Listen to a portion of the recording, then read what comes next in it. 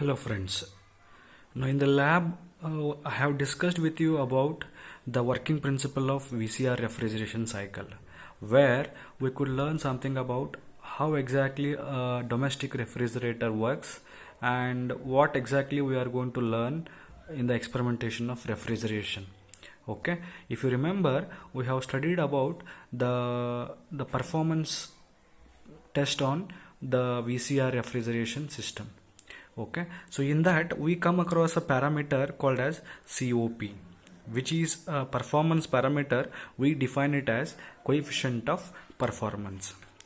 In that we have determined various types of coefficient of performance, like actual COP, like Carnot COP, like theoretical COP, and based on these calculations we have finally determined the relative COP of the given refrigeration system. So during my explanation in that, I had told you that now we are going to determine the theoretical COP using a relation which is given by H1 minus H4 divided by H2 minus H1. So this is a standard relation. We are going to use it for theoretical calculations for COP.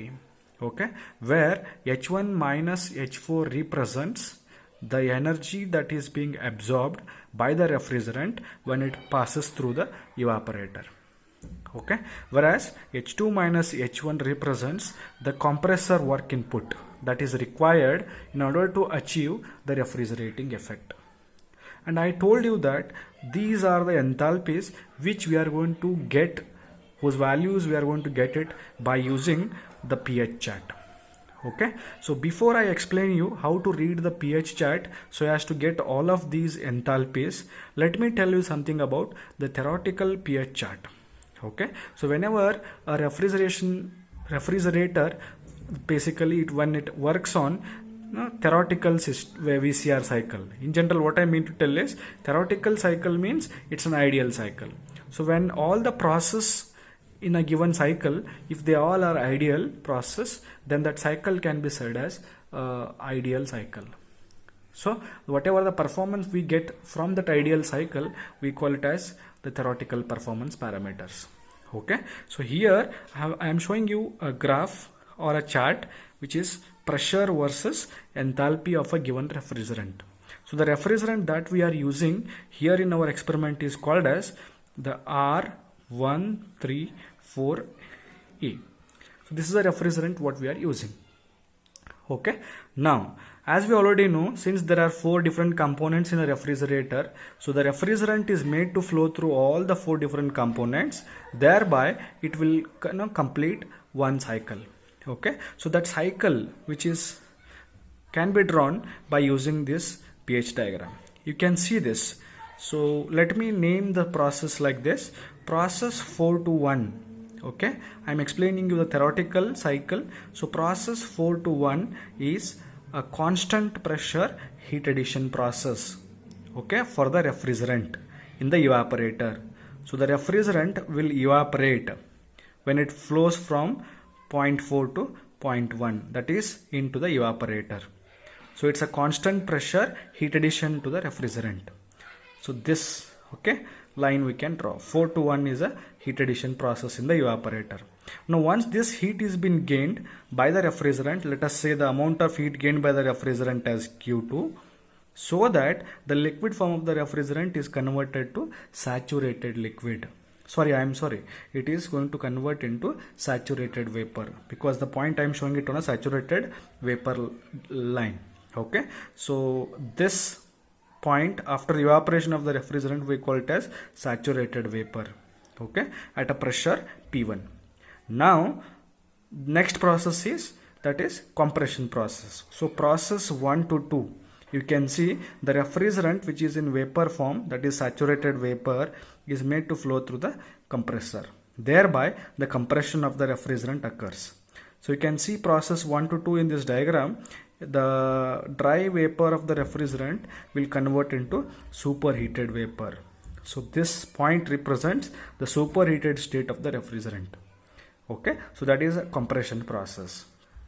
Fine. Now once the superheated refrigerant is formed, right, it will be at a very high pressure. So the pressure is read as P2. We call it as low pressure, high pressure. And the earlier one in the evaporator, we call the refrigerant pressure as low pressure. So this is your LP, this is your HP. Okay, so in all refrigeration systems, we note down these two pressures, or in other words, we can say VCR works between two different pressures, P1 and P2, that is LP and HP. Okay, now after passing over the compressor, the superheated vapor will now pass through the condenser. So condensation of the superheated vapor, okay, of the refrigerant occurs. So 2 to 3 represents a constant pressure, heat rejection process. Let me say the amount of heat rejection during this process is Q1. So the refrigerant will lose this much of heat, thereby it will condense from state point 2 to state point 3. So since any fluid loses energy, obviously if it is in vapor form, it will condense back to liquid form. So after condensation, the refrigerant becomes the saturated liquid. Before condensation, it was superheated vapor. Okay. Now you can see at point 3 is on saturated liquid line. So the state of the refrigerant after condensation is obviously saturated liquid. Note that the condensation is occurring at constant pressure. Okay, whereas the evaporation 4 to 1 was also occurring at constant pressure. So there are two constant pressure process ideally, during which in one of the process 4 to 1 heat is added, during other process 2 to 3 the heat is rejected by the refrigerant. Now finally the pressure of the refrigerant, okay, after condensation is P2. But in order to make the refrigerant to flow back into the evaporator, it has to be having a pressure P1. It has to be having a pressure P1. So we need to reduce the pressure from P2 to P1. That is from high pressure to low pressure. For that, we make use of an expansion device, where the expansion of the refrigerant occurs. So process 3 to 4 is an expansion process during which its enthalpy will be made to remain constant. That's why I have drawn a vertical line here, 3 to 4, indicating enthalpy at 3 is equal to enthalpy at 4. So 3 to 4 is an expansion process. So at 4, you will see that the refrigerant will be at its original state, which is low pressure liquid form of the refrigerant at a very low temperature. Thereby, again it will flow through the evaporator. It will grab this much of energy, then compresses, then condenses in the condenser, then finally expands. So like this, the refrigerant is made to undergo a cyclic process such that it will does a phenomenon of refrigerating effect. Okay, so theoretically we can discuss the cycle in this manner with the help of this pH chart. Okay, so with this as a background, now when we conduct the experiment and take down the readings of pressure P1 and P2 and as well as the various temperatures T1, T2 and T3 and T4, we can again write down the same readings and we can read the pH chart, which is readily available with us, so as to finally calculate these enthalpy parameters. I will show you how exactly we can read the given pH chart. Okay. Okay. Now let me draw you again considering the pH chart. Okay. So I have drawn a plot of pressure versus the enthalpy. So if you look at the standard charts that are available with us for any given refrigerant, right, we are going to have a dome like this. Okay.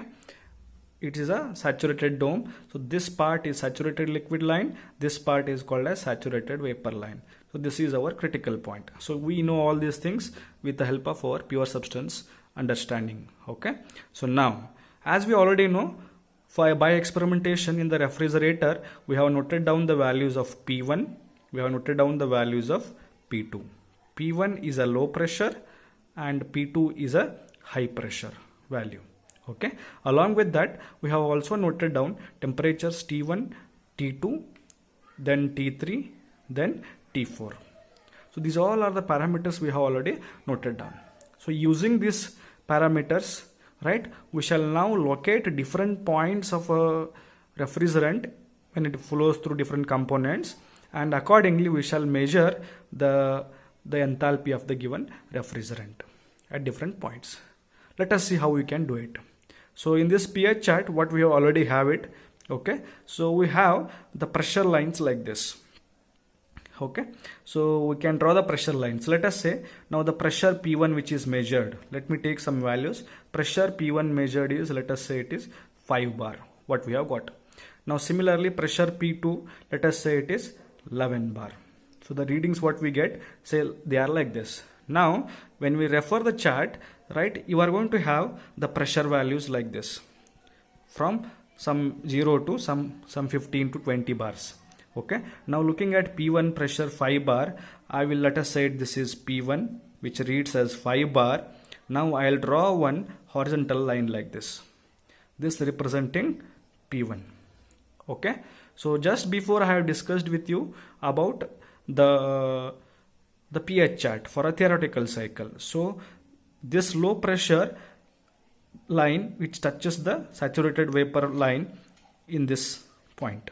So this point of intersection is our point 1.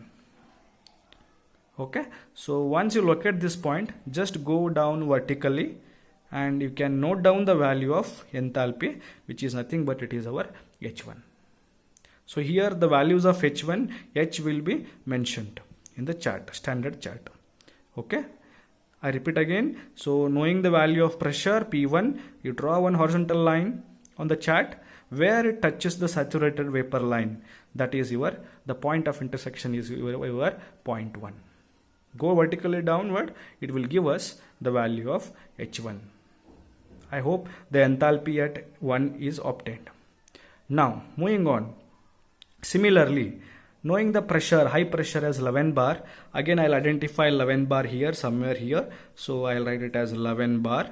So from this 11 bar, I will draw one more horizontal line like this. Okay. Now drawing this, you can see once you draw this line for corresponding to 11 bar, so you can see a point of intersection here. What is that point? Can you remember now? So this point of intersection is nothing but it is your point 3. Am I correct? Because at high pressure, okay, so this is a saturated liquid state of the refrigerant after passing over the condenser. Okay, so you can draw a vertical line for this. Okay, so where does that point, that line touches the low pressure line? Obviously this is our point 4 in the cycle. So 3 to 4 process, now can you identify? This is as per our theoretical cycle. 3 to 4 is an expansion process where pressure of the refrigerant decreases from high pressure to low pressure. But during this process, since enthalpy is remaining same, so enthalpy at 3 should be equal to enthalpy at 4. So extrapolate it downwards vertically so that you can note down the value of H3 and H4. I hope it is clear. Okay.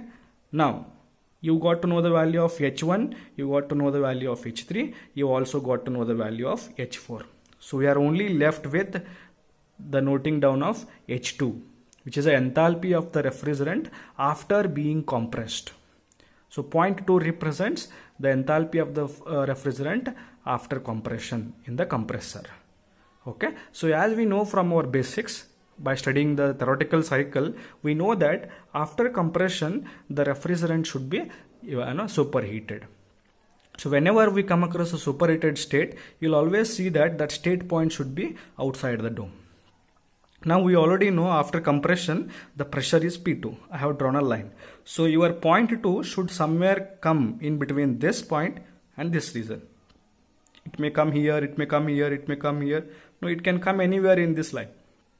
It can't come below this because this side represents the saturated mixture, but outside of this dome represents superheated state of the refrigerant. Because of this, now our point 2 should come anywhere between this line.